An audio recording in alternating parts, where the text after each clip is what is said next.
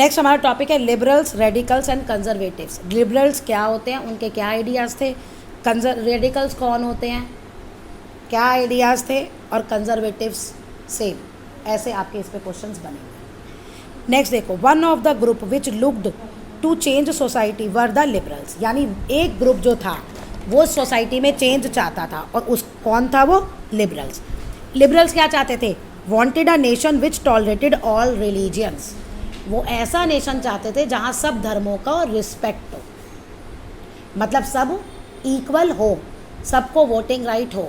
अगर आप पढ़ो उस समय फ्रांस में, तो जिनकी प्रॉपर्टी होती थी या कोई इतना कमाते थे, इतना टैक्स देते थे, उन लोगों को ही वोटिंग राइट था ना।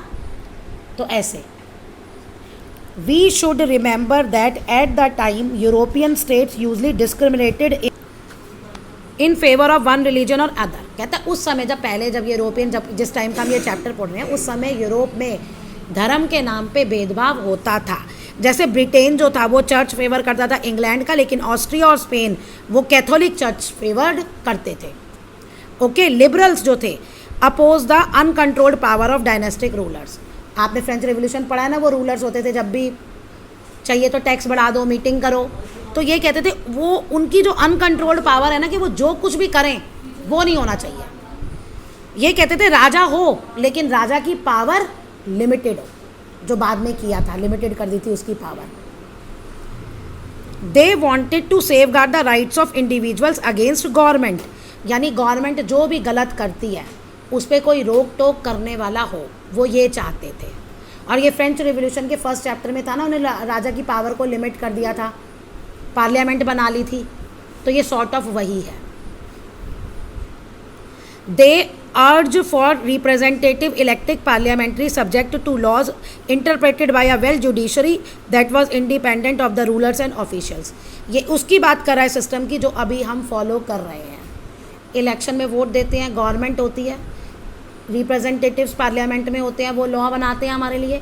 और अगर कोई भी लॉ बनाएंगे तो जुडिशरी है, कोर्ट्स हैं उस गलत लॉ को टैकल करने के लिए। तो ये सेम वही चीज़ है जो हम आज फॉलो कर रहे हैं। लेकिन ये आइडिया कब आया, अब ये देखो कि कौन से पीरियड की बात हो रही है। इसमें यहाँ एक इम्पॉर्टेंट है, how ever they were not Democrats. अब हम तो डेमोक्रेटिक कहते हैं ना, और मैं अभी भी यही कह रही हूँ कि जो हम सिस्टम आज फॉलो कर रहे हैं वो वही चाहते थे, लेकिन फिर भी यहाँ लैंग्वेज आई है, दे वर नॉट डेमोक्रेट्स। ये इंपॉर्टेंट क्वेश्चन है कि वो सेम ऐसा नेशन चाहते थे, सेम वही सिस्टम चाहते थे जो आज है लिबरल्स, लेकिन फिर भी उनको डेमोक्रेट्स नहीं कहा जाएगा। क्यों? क्योंकि जो वोटिंग राइट्स था वो सबको नहीं था। उन्होंने लेडीज़ को वोटिंग राइट देने से मना कर दिया था, इसीलिए वो डेमोक्रेट्स नहीं थे। ये पॉइंट यहाँ पे इम्पॉर्टेंट है। दे did not believe in universal adult franchise. Universal adult franchise मतलब चाहे मेल है, चाहे फीमेल है, चाहे अमीर है, चाहे गरीब है, कोई भी जिस भी कंट्री ने जो एज स्पेसिफाई की है, अगर वो उतनी एज का है या उससे ज़्यादा है, जैसे इंडिया में 18 ईयर्स के हो या 18 ईयर्स से ज़्यादा हो, तो आपको वोट देने का अधिकार है। That is the right of every citizen to vote. They felt man of property mainly should have the vote. क्या? जिनके पास प्रॉपर्टी होगी, मैन ऑफ प्रॉपर्टी, उसको वोट देने का है। और they did not want the vote for women. वो औरतों के लिए वोट नहीं चाहते थे कि औरतें वोट कास्ट करें। नेक्स्ट, अब आ जाइए रेडिकल्स। ऊपर वाला लिबरल का पूरा पैराग्राफ याद करना पड़ेगा, बस उसमें ये लाइन हट जाएगी एक, ये जो ना इन टर्म्स ऑफ ये यूरोप में रिलीजियस के बेस पे भेदभाव होता था, बस ये लाइन कट जाएगी, बाकी पूरा ही याद करना पड़ेगा पैराग्राफ। लिबरल्स क्या है, उनकी आइडियोलॉजी भी आ गई 3 पॉइंट्स, और वो डेमोक्रेट्स क्यों नहीं कहलाते थे वो पॉइंट भी आ गया नीचे। अब आ जाइए रेडिकल्स। अब रेडिकल्स भी सेम मैंने कहा था कि वैसे ही होते हैं, चेंज चाहते थे, ये चेंज जल्दी जल्दी चाहते थे। तो लेकिन फिर लिबरल्स और रेडिकल्स में उस समय में डिफरेंस क्या था? देखो, radicals wanted a nation in which the government was based on the majority of the countries population. यानी कंट्री में जितनी मेजॉरिटी है ना लोगों की, अब इंडिया में भी तो मेजॉरिटी ऑफ पॉपुलेशन वोट करती है, बच्चों को तो वोटिंग राइट नहीं है ना, 18 साल से जो नीचे हैं, तभी ये लाइन लिखा गया मेजॉरिटी वाला। और उस समय उसने किसकी बात की थी? जो प्रॉपर्टी मैन थे। तो यहाँ पे ये डिफरेंस है। अब उन्होंने वुमेन सफरेज मूवमेंट को भी वो किया कि औरतों को भी वोट दो, वो इस बात के भी सपोर्टर थे आपके रेडिकल्स। अनलाइक लिबरल्स दे अपोर्ट द प्रिविलेजेस ऑफ ग्रेट। अब कहते हैं देखो एक और डिफरेंस आ गया, unlike liberals they oppose the privileges of great land owners and wealthy factory owners. उन्होंने कहा कि जो लैंड ओनर्स और फैक्ट्री जो अमीर आदमी हैं उनको प्रिविलेजेस नहीं मिलने चाहिए।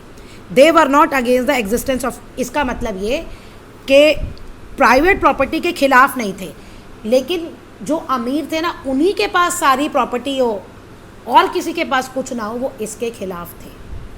जैसे आपने पढ़ा था फ्रांस में क्लर्जी और नोबेलिटी को वोट देने का वो मतलब वो तो टैक्स ही नहीं देते थे ना टैक्स। तो ये वही कह रहा है कि वहाँ पे उनकी जो है प्रिविलेजेस ख़त्म हो, जैसे और जनता को अधिकार है वैसे ही उनके होने चाहिए राइट्स, उनको कोई स्पेशल राइट्स नहीं मिलने चाहिए। अब जो मेहनत करेगा उस हिसाब से उसको प्रॉपर्टी मिल जाएगी,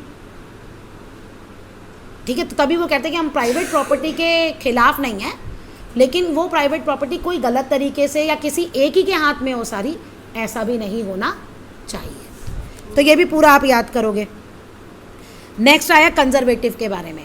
third, conservative were oppose to radicals. अब वो तो दोनों ही, क्यों कंजर्वेटिव कौन थे? ये वही क्लास थी जो चाहती थी चेंज हो ही ना, और रेडिकल्स और लिबरल्स चाहते थे चेंज हो। तो वो ये दोनों कंजर्वेटिव, लिबरल और रेडिकल्स के खिलाफ थे। After the French Revolution however even conservative have open their mind to need for change. अब यहाँ पे बात समझने वाली है जो मैंने तुम्हें पहले बताई। पहले राजा थे, फिर 3-4 डेमोक्रेटिक गवर्नमेंट आई, फिर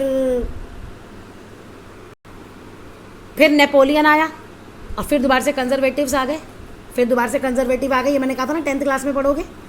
अब यहाँ पे देखो, अब कंजर्वेटिव्स जो थे वो चेंज के खिलाफ थे, लेकिन उन्हें ये पता था कि ये लोग एक बार अच्छी ज़िंदगी जी चुके हैं, इनके पास राइट्स आ चुके हैं, तो अब इनको ऑप्रेस करना तो मुश्किल है, दबा तो सकते नहीं हम।